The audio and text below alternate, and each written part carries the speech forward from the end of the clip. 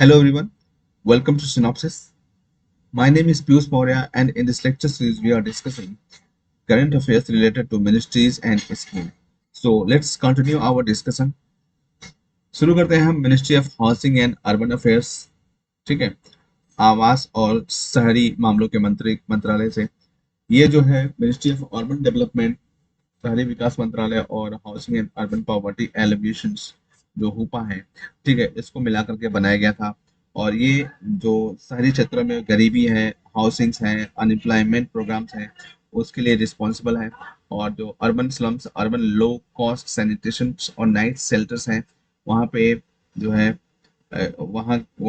ये उसके scope areas में आते हैं। वाइडर स्कोप की अगर बात करें तो इनकम जनरेशन, ठीक है, आय निर्मित करना, स्वास्थ्य और आश्रय, शिक्षा, पर्यावरण और इंफ्रास्ट्रक्चर भी इसमें आते हैं। और ये जो है जो एनसीटी दिल्ली है और जो यूनियन टेरिटरी है उनके लिए भी रिस्पॉन्सिबल है।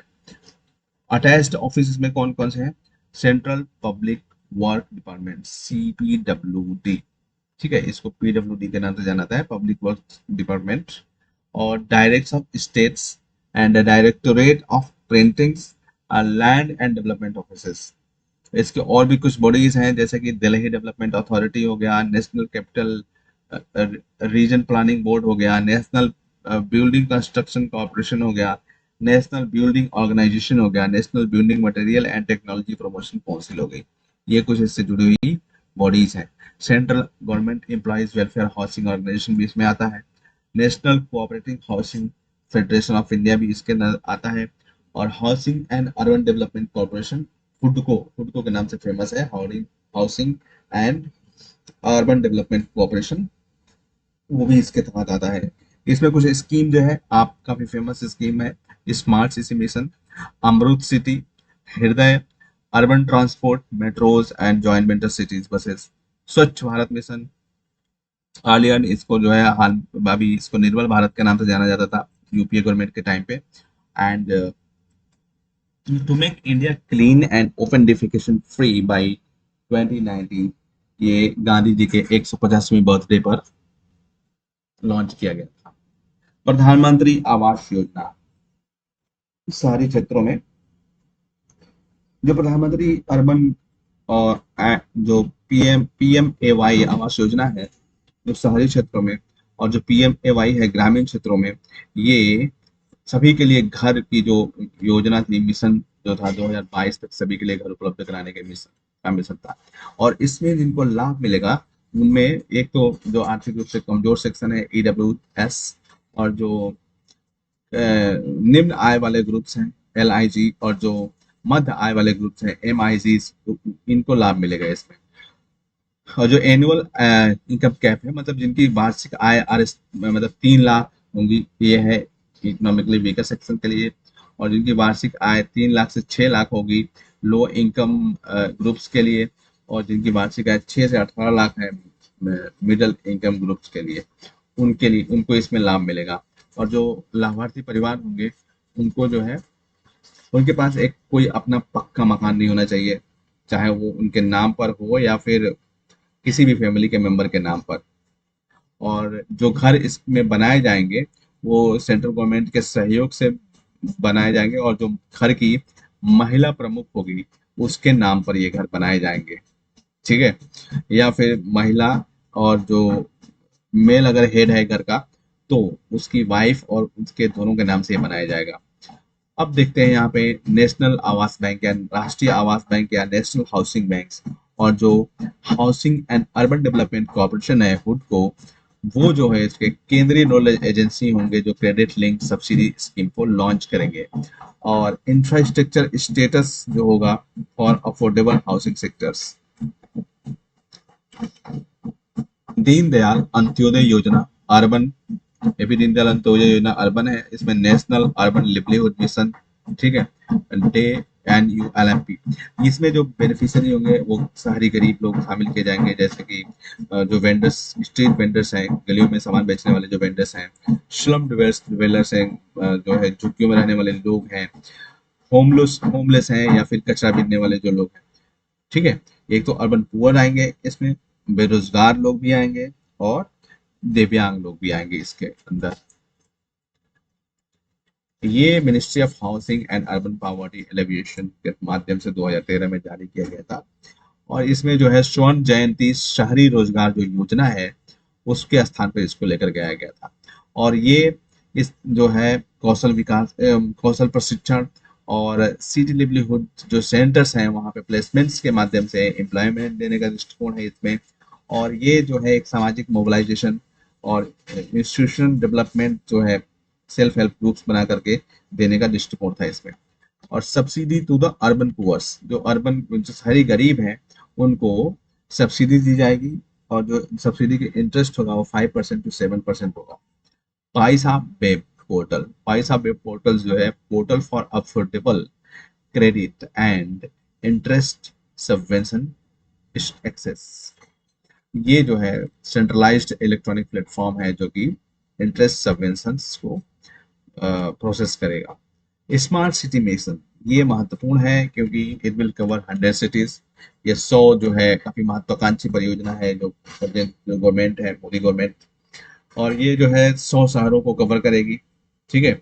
और इसके जो ड्यूरेशन होंगे वो 5 साल 2015-16 से लेकर के 2019-20 तक के लिए, ठीक है। और ये केंद्र के द्वारा स्पॉन्सर्ड की जाने वाली स्कीम है। और इसमें 100 करोड़ जो है प्रत्येक सिटी के हिसाब से सेंट्रल गवर्नमेंट देगी।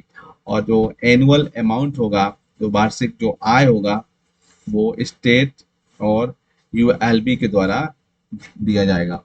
और जो स्टेट जो है को ये बोला गया है कि भाई आप जो है अपने शहरों के नाम बताओ इस सिटी चैलेंज कंपटीशन के माध्यम से, ठीक है। और chosen ones will get central funds। जब सेंट्रल फंड दिया जाएगा तो उनमें से शहरों को चुना जाएगा जिनका जो है जिनको स्मार्ट सिटी बनाई जाएगी। इम्प्लीमेंटेशन जो है स्पेशल पर्पज व्हीकल से किया जाएगा। और जो इसका हेड होगा वो होगा सीईओ। और नॉमिनीज जो होगा वो सेंट्रल गवर्नमेंट्स के द्वारा, स्टेट गवर्नमेंट्स के द्वारा, या फिर यूएलबी जो होगा वो होगा इसके बोर्ड में। और ये एक limited company incorporated under the companies act 2013, एक लिमिटेड कंपनीज के रूप में होंगी। और state UT and ULB will be promoters having 50% of the equity share। 2020 model concept, 2020 model concept क्या है? 100 डे चैलेंज, जहां पर जो 20 सबसे अच्छा परफॉर्मेंस देने वाले स्मार्ट सिटी होंगी, ठीक है, उनको जो 20 सबसे मतलब नीचे वाली सिटीज हैं उनके साथ जोड़े बनाए जाएंगे। और वो जो है जो they will help the laggard city, जो पिछड़ रही जो शहर होंगे उनको हेल्प करेंगी ताकि जो है स्मार्ट वो अपने जो जो स्मार्टनिंग है उसको की प्रक्रिया है जो उसको ठीक से कर सके। Integrated control and command centres, ये जो है ऑनलाइन सर्विसेज काफी कई सारे प्रोवाइड कराएंगे। इसमें जो है जो crime prevention, better surveillance reduction and महिलाओं के खिलाफ जो अपराध होते हैं, ठीक है, उनको रोकने में यह मदद करेगा। Ease of living index, ease of living index जो है ये जो है ministry of house and urban affairs के द्वारा शुरू किया गया था। और ये जो है सिटीज को उनकी जो लिवेबिलिटी है, मतलब उनके जो रहने लायक जो स्थिति है वहां पर, उसका मूल्यांकन करने के लिए मतलब हेल्प करेगा। और vis a vis global and national benchmarks. Indian urban observatories, Indian urban observatories जो होंगी ये जो है it will plug into various sources of data from cities, both from real time and achievable sources. It will generate insights through analytics for the cities and academia, industry, and governments. This will greatly contribute toward the evidence policy of making. Atal Mission for the Rejuvenation and Urban Transformation, अमृत। अमृत जो mission है ये 2015 में launch किया गया था। और इस mission को जो है सरकार ने अभी 2 सालों के लिए और एक्सटेंड करने का निर्णय लिया है 2022 तक के लिए। और इसमें जो है 500 सिटीज को शामिल किया गया है। और ये जो है अमरूद के अंदर लाई जाएंगी। ठीक है, ये भी सेंट्रल के द्वारा स्पॉन्सर्ड की जाने वाली स्कीम है। और इसमें जो सेंट्रल असिस्टेंट है, जो स्टेट और यूनियन टेरिटरीज को दिया जाएगा, ये अर्बन पॉपुलेशन और number of statutory urban local bodies पे निर्भर करेगा। And provide incentives to the ULBs covered under the AMRUT for issuance of the municipal bonds जारी करने के लिए जो है इन जो यूएलबीज हैं उनको प्रोत्साहन दिया जाएगा, जो कि अमरूद के तहत कवर्ड है। National heritage city development and augmentation योजना, इसको हृदय बोलते हैं। हृदय जो है सेंट्रल की गवर्नमेंट की स्कीम है, और इस 100% जो फंडिंग होगी वो गवर्नमेंट ऑफ इंडिया के द्वारा ही होगा। और ये 3 आइडेंटिफाइड सिटीज में इनको लागू किया जा रहा है: अजमेर, अमरावती, अमृतसर, बादामी, द्वारका, गया, कांचीपुरम, मथुरा, पुरी, वाराणसी और बेलंकन्नी, वेल्लोर एंड वारंगल। ये नाम आपको याद रखने हैं। ठीक है, इसमें 4 एरियाज होंगे। एक तो फिजिकल इंफ्रास्ट्रक्चर, भौतिक अवसंरचना और संस्थागत अवसंरचना, और इकोनॉमिक इंफ्रास्ट्रक्चर, आर्थिक अवसंरचना और सामाजिक अवसंरचना। स्वच्छ भारत मिशन अर्बन, स्वच्छ भारत मिशन जो है अर्बन क्षेत्रों के लिए, इसका ऑब्जेक्टिव है वही ओपन डेफिकेशन, मतलब खुले में शौच को दूर करना है। और जो इनसैनिटरी टॉयलेट्स हैं वहां पे उनको जो है उनको उनको कन्वर्ट करना, बदलना है, और फ्लश टॉयलेट्स वहां पे लगाने हैं। इरेडिकेशन ऑफ मैनुअल स्कैवेंजेस, हाथ से जो मैला ढोने वाले लोग हैं, जो मैला ढोने की प्रक्रिया है उसको खत्म करना है। और 100% कलेक्शन और वैज्ञानिक प्रक्रिया और disposal, refuse, recycle of the municipal solid waste. जो म्यूनिसिपल सॉलिड वेस्ट है, ठीक है, उसका क्या किया जाएगा, 100% कलेक्शन, उसको 100% इकट्ठा किया जाएगा और वैज्ञानिक तरीके से उसकी प्रोसेसिंग की जाएगी, उसको डिफ्यूज किया जाएगा, रियूज किया जाएगा एंड रिसाइकिल किया जाएगा। ठीक है, behavioural change in the people, लोगों के व्यवहार को बदलना है, ताकि वो जो है एक सफाई वाला व्यवहार अपना सके, और लोगों में जो है जागरूकता भी फैलानी है। ठीक है, ताकि वो जो सैनिटेशन से रिलेटेड, स्वास्थ्य से रिलेटेड, और जो अर्बन लोकल बॉडीज हैं, स्थानीय जो निकाय हैं, उनको उनको जो है design, execute and operate system को करने के लिए मजबूती प्रदान किया जाएगा। And to create enabling environment for the private sector participants in the capital expenditure and operations and maintenance cost. And the mission has following components: एक तो construction of households toilets, community and public toilets. ठीक है, ये इसके जो है components हैं। Municipal solid waste management भी जो है, नगर निगम ठोस कचरा प्रबंधन, ये भी इसमें आता है। और information education and communication and public awareness, capacity building and administrative and office expenses. Funding patterns between the central government and the state government urban local bodies, ये क्या होगा कि 75-25 के रेशियो में, 90 और 10 के रेशियो में जो है होगा नॉर्थ ईस्टर्न और स्पेशल कैटेगरी के राज्यों के लिए, और जो 75-25 होगा वो बाकी के राज्यों के लिए। स्वच्छ सर्वेक्षण, स्वच्छ सर्वेक्षण 2020 एसएस लीग, ये जो है एक क्वार्टरली जो होने वाला क्लीनिनेस असेसमेंट है शहरों और जो है कस्बों के लिए। और ये स्वच्छ सर्वेक्षण 2020 के साथ इसको एकीकृत किया जाए, जोड़ा जाएगा। और जो क्लीनिनेस है असेसमेंट है, ये पूरे साल होगा। और इसमें जो एनुअल सर्वे होगा, जो एनुअल सर्वे जैसे कि जनवरी 2020 में जो होने वाला था एनुअल सर्वे, ठीक है, उसमें ये जो डेटा है वो उनका इस्तेमाल किया जाएगा, जो क्वार्टरली सर्वे है उसके। और इसमें जो पैरामीटर्स हैं pertaining to waste water treatment and reuse and faecal sludge management will conducted in 3 quarters, 3 quarters में किए जाएंगे, तिमाही में, April to June and July to September and October to December. Ranks will be assigned in 2 categories, 2 categories में rank दिए जाएंगे। City with population of less than 1 lakh, 1 lakh से कम जनसंख्या वाले शहर होंगे इसमें। और उन शहरों में जो जनसंख्या 1 लाख होगी या 1 लाख से अधिक होगी, तो 2 कैटेगरीज इसमें बांटे गए। SBM, ODF and ODF plus plus protocol. ODF plus protocol क्या है? एक ऐसा शहर, ठीक है, वार्ड या फिर ऐसा काम करने का ऐसा सर्कल, ठीक है, जो कि जो ओडीएस प्लस में घोषित किया जा सकता है अगर अगर दिन के किसी भी समय में कोई भी एक व्यक्ति बाहर शौच करते हुए या फिर पेशाब करते हुए ओपन में नहीं दिखाई देता है, तो उसको ओडीएफ प्लस स्थिति में रखा जाएगा protocol. And all community and public toilets are functional, जो सारे सामुदायिक और सार्वजनिक जो शौचालय हैं वो काम कर रहे हैं और अच्छी तरीके से उनका रख रखाव किया गया है। ओडीएफ प्लस प्लस प्रोटोकॉल्स में क्या आएंगे? इसमें जो है ऐसे कंडीशंस को जोड़ा गया है that faecal sludge stepless and sewage is safely manage and treated. तो सीवेज को भी इसमें जोड़ लिया गया है कि वो भी अच्छे से जो है इनको मैनेज किया गया है और ट्रीटमेंट भी उनका अच्छे से हो रहा है। And no discharging and dumping on untreated fecal sludge and stepages and sewage and drain and water bodies upon the area. Next है water plus protocol. Water plus protocol का लक्ष्य क्या है?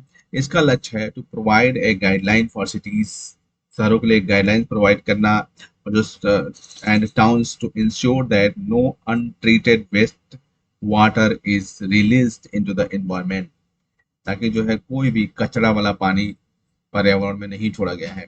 स्वास्थ्य सर्वत्र, स्वास्थ्य स्वच्छ स्वास्थ्य सर्वत्र, सभी जगहों पर स्वच्छ स्वास्थ्य, ये भी अर्बन से रिलेटेड है और ये जो है convergence between ministry of home and urban area and ministry of house के जो है कन्वर्जेंस से बनाया गया है।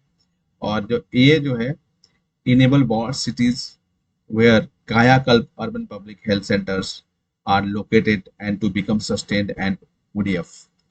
Star rating of garbage free cities launched by MOHUA, और ये जो है it will be rating cities on a 7 star rating system.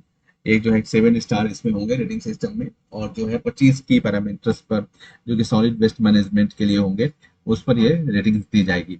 ई धरती ऐप एंड ई धरती जियो पोर्टल, जो ई धरती ऐप है और जो ई धरती जियो पोर्टल है वो एक ग्लोबल जो है जीआईएस, जो ग्लोबल इंफॉर्मेशन सिस्टम पर बेस्ड है और मैपिंग है, ठीक है, और जियो स्पेशियल इंफॉर्मेशन सिस्टम है, सॉरी ग्लोबल नहीं है, एंड बेस्ड मैपिंग है for each and every government property for the under LNDO land and development office में जो भी गवर्नमेंट प्रॉपर्टीज हैं उनकी मैपिंग करी जाएगी जीआईएस के आधार पर।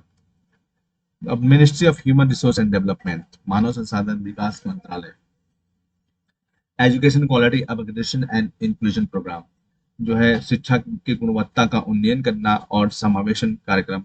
इक्विप, ये भी जो है इक्विप जो है ये ministry of human resource development के द्वारा शुरू किया गया था, और इसका जो ले आने का जो मतलब था वो था जो पॉलिसी नीतियां और जो उसको लागू करने के बीच में जो गैप होता है उसको खत्म करना है। और इसका लक्ष्य क्या था?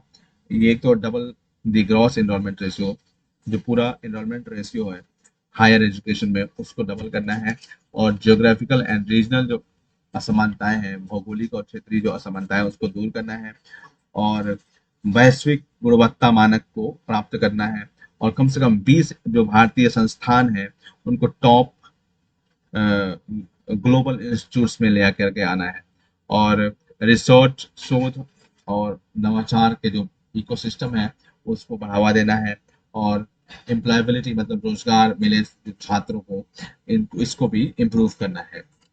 परामर्श स्कीम जो है ये एक यूनिवर्सिटी ग्रांट कमीशन की क्वालिटी मैनेज स्कीम है, और ये ministry of human resource development के द्वारा लॉन्च किया गया है, ठीक है। और to mentor institutions aspiring to achieve national accreditation and assessment council and NAAC जो है पूरे देश की यूनिवर्सिटीज के बारे में क्या करती है?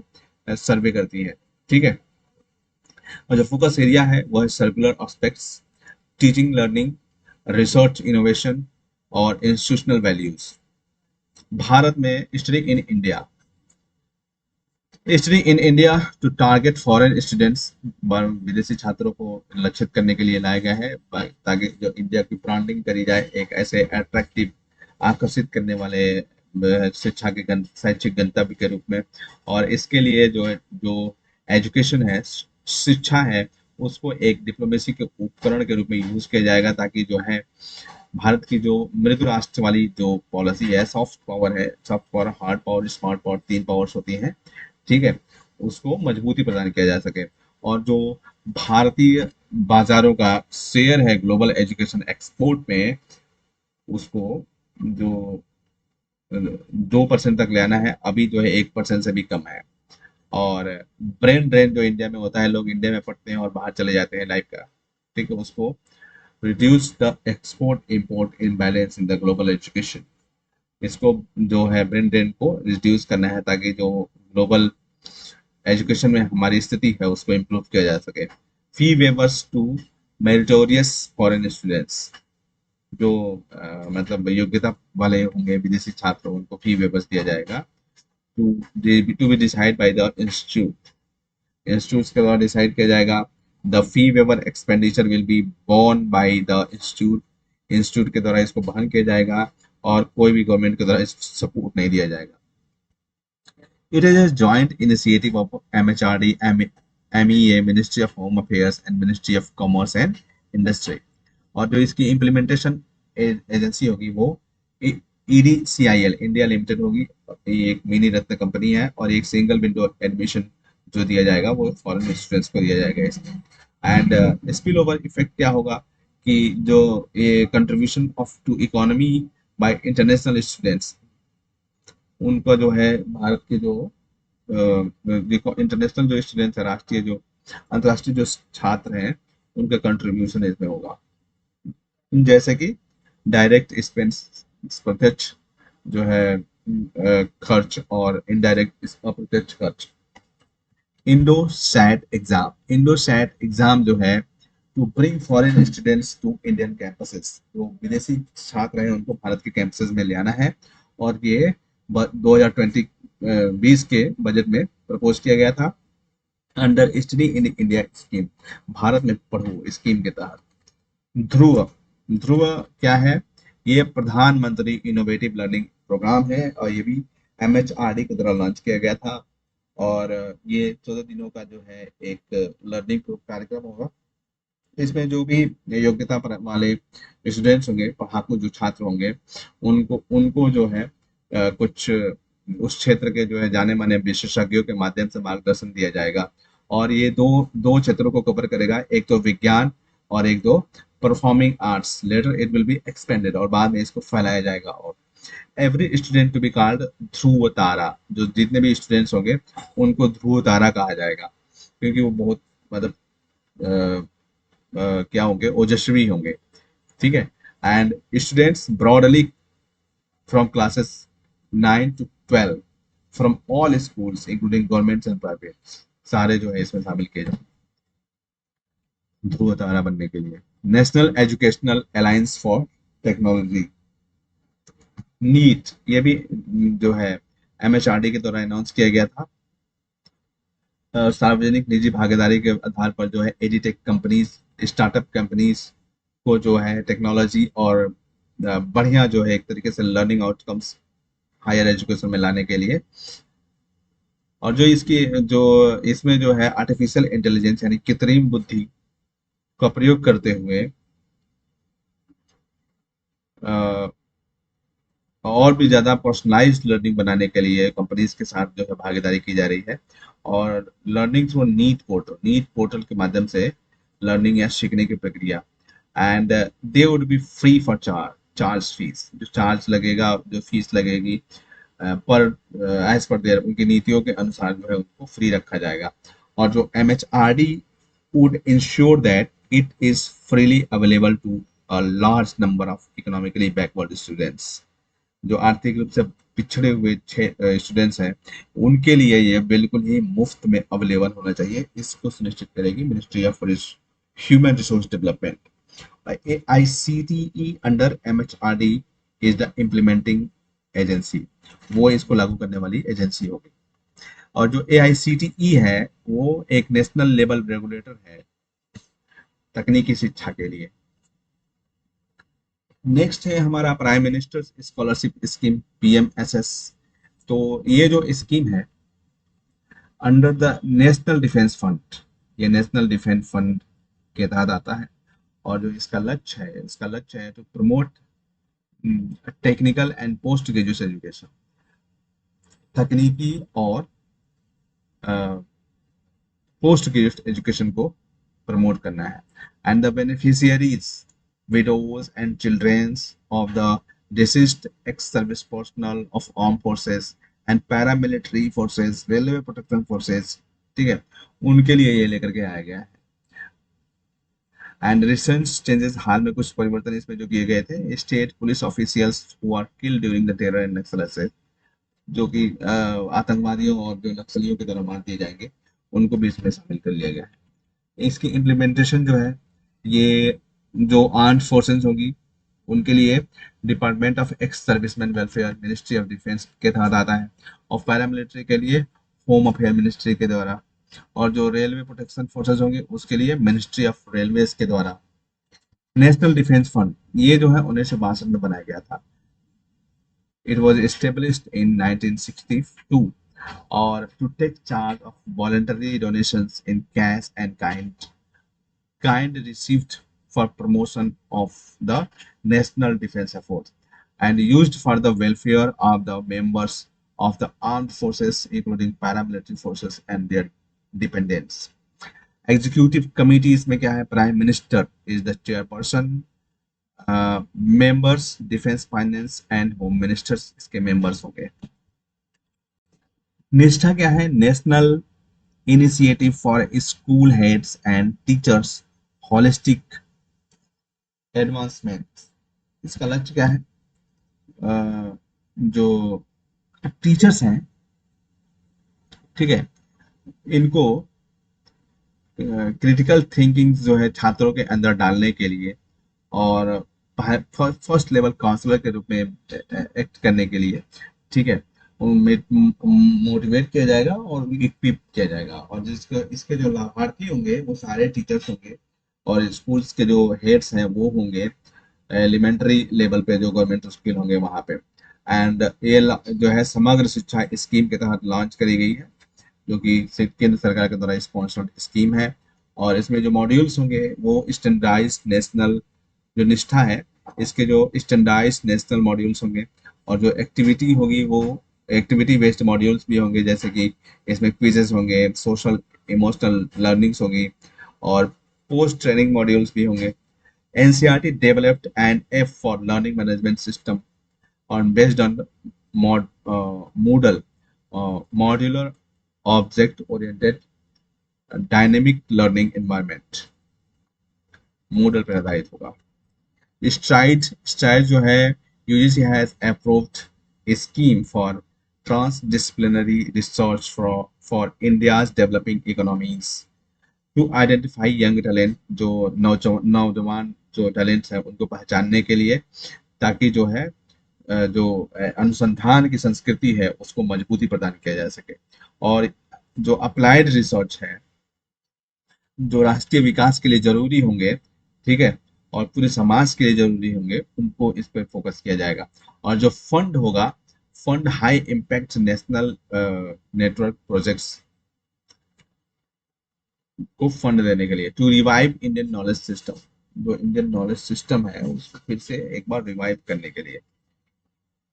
नेक्स्ट है समग्र शिक्षा स्कीम। समग्र शिक्षा स्कीम जो है invoices school as a continuum from the pre-school, primary school, secondary school, senior secondary level।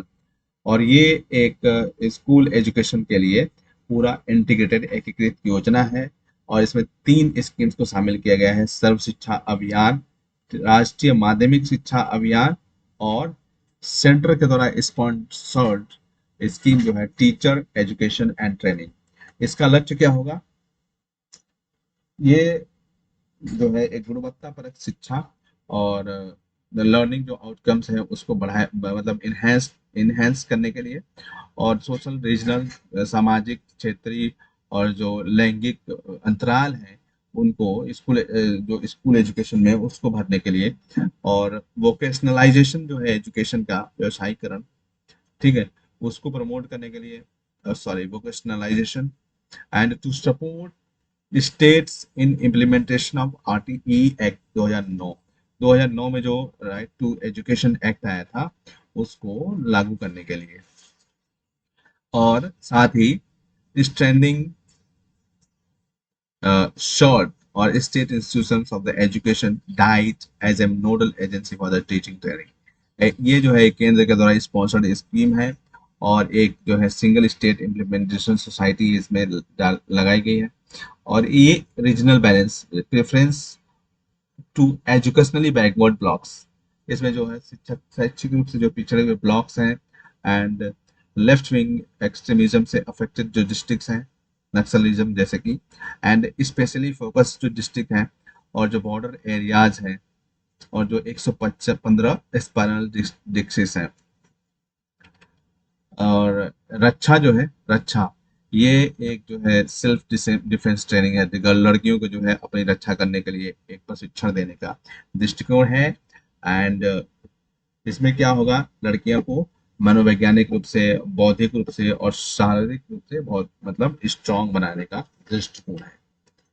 तो अभी इस लेक्चर को हम यहीं पे समाप्त करते हैं, बाकी नेक्स्ट लेक्चर में देखते हैं। Thank you so much.